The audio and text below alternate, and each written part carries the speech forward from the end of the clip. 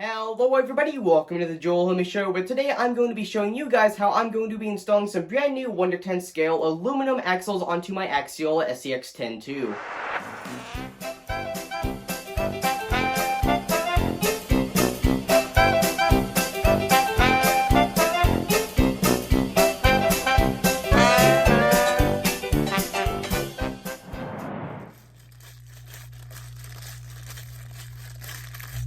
Hey, you there! I want to remind everybody that if you end up liking this video, please consider subscribing. It's free, and you can always change your mind. And right now, YouTube says that over 90% of people that watch my videos aren't subscribed, so it would really help, and with that... Hey, it's Joel, and welcome back to the Joel Humi Show. Today, I'm going to be showing you guys how I'm going to be installing some brand new 1/10 scale aluminum axles onto my 1/10 scale Axial SCX-10 II, which these specific ones don't really have any specific brand name, but I will be linking them in the description if any of you want to check them out, as this does actually come with a set of two with the rear axle as well as the front axle, which also has a mount for the servo. But mind you, I will be removing that today, as my servo is actually mounted to the chassis of my vehicle and not the axle itself. So let's go ahead and jump down to the desk and take a look at how we're going to be able to install these and actually remove the old ones.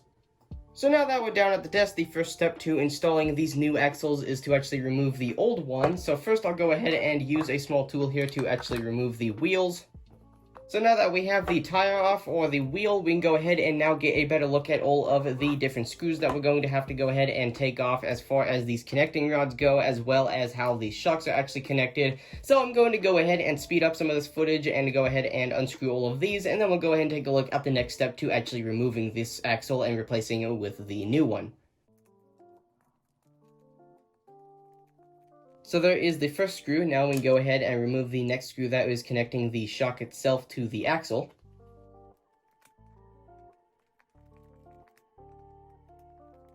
And then this screw I'm actually going to leave inside of the shock so that I don't lose it, and I'm just going to prop the shock up here on the bumper. So now that we have those two screws out, we can go ahead and remove this sway arm as well as this arm that is connecting to the servo, and then we go ahead and move to the other side of the axle and remove these two same screws that we just removed from this side.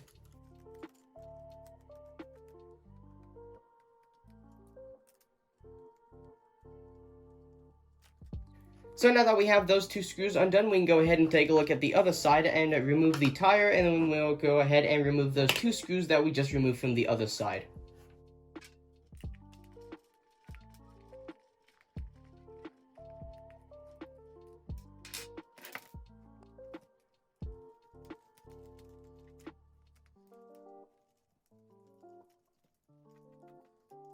And then what I'm going to go ahead and do here is actually place these screws inside of these arms so that I don't lose any of these.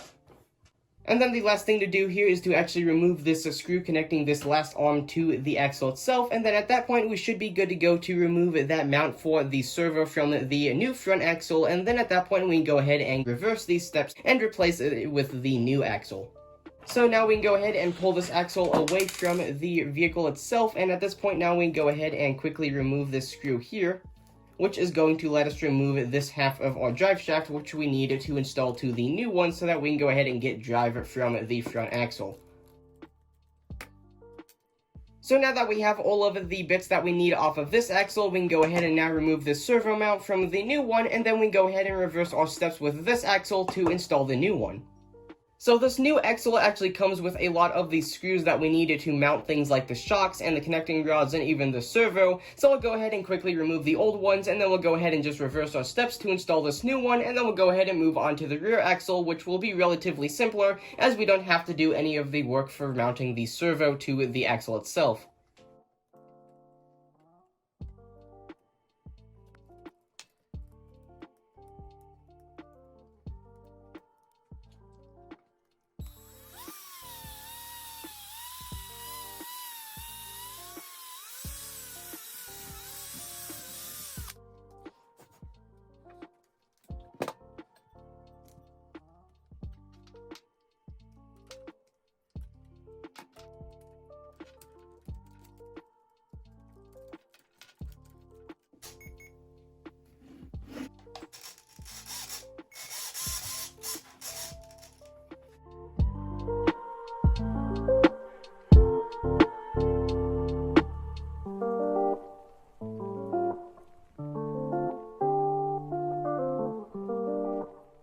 And with that, we now have the new aluminum axle mounted, although one thing that I would like to mention is that I could not use the new servo horn that came with the new axle, as this has a lot more material, resulting in it being quite thicker than the original plastic version, which was a lot thinner, and I also had to use the stock plastic servo arm rather than this new metal version, because once again, this was not very fit to my Pacific vehicle, as the new servo arm was actually a lot shorter, because this is meant for if your servo is actually mounted in a different spot than mine, so you didn't have to have a nearly as long arm, but my servo is still mounted in the stock position, so I still had to use the original. But either way, now the new axle is completely functional with drive,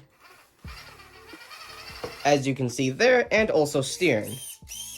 So now let's go ahead and put on my tires. And with that, the front axle is now installed, so now we can go ahead and move to the rear axle, which is going to be relatively simpler, as we don't have to deal with any of the mounting of the servo or steering or anything like that. So I'm going to go ahead and just set up the camera and do a quick time lapse, as all of the steps will be the exact same to mounting this one as the front axle. So let's go ahead and jump into a quick time lapse, and then we'll go and take a look at how this rear axle turns out in the end.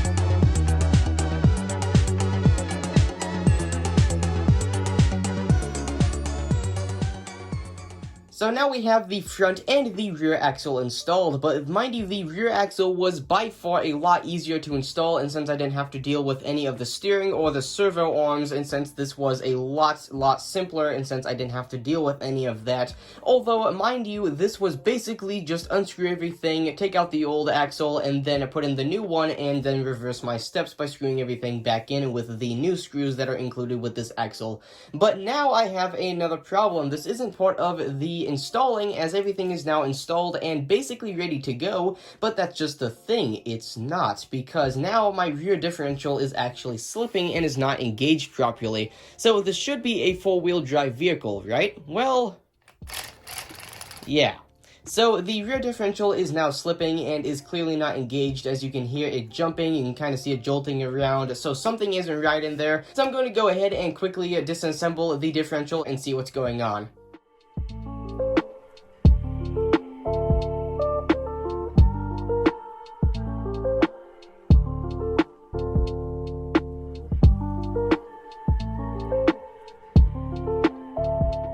Right then, so now after completely reassembling the rear differential and, mind you, not actually replacing anything, I have now restored full power to the rear. Once again, I did not replace any parts, I just simply took apart the differential completely, made sure nothing was broken, and then reassembled it, and after doing that, this is now reassembled and completely fine to the point where this vehicle can now easily curl up my dresser, which is just straight up and down, and if it had the chance to sort of do all the gear slipping and anything like that it could have done, as that was putting a lot of stress on this rear axle by causing these rear tires to actually do most of the curling, with the front tires just keeping it from sliding out onto the floor, and there was no gear slipping or anything like that, no grinding, so that means that this is now basically ready to go, and that also gave me the chance to quickly remove this cap and make sure that there was actually grease in there, of which there was, so I don't have to worry about getting my own grease in there, as currently I don't actually have any of my own. But anyway, with that being said, that is actually still rather concerning, considering I've already had to take apart and completely reassemble this product partially just to get it to work as intended, as before it was not functional. If I would have continued to run it with that gear slip, it would have undeniably stripped out, and at that point I would have had to replace it, but now this has full power to the point where there's absolutely no gear slip. You can see there that it now has full power, easily sort of lifting up the front end. But anyway, with that being said,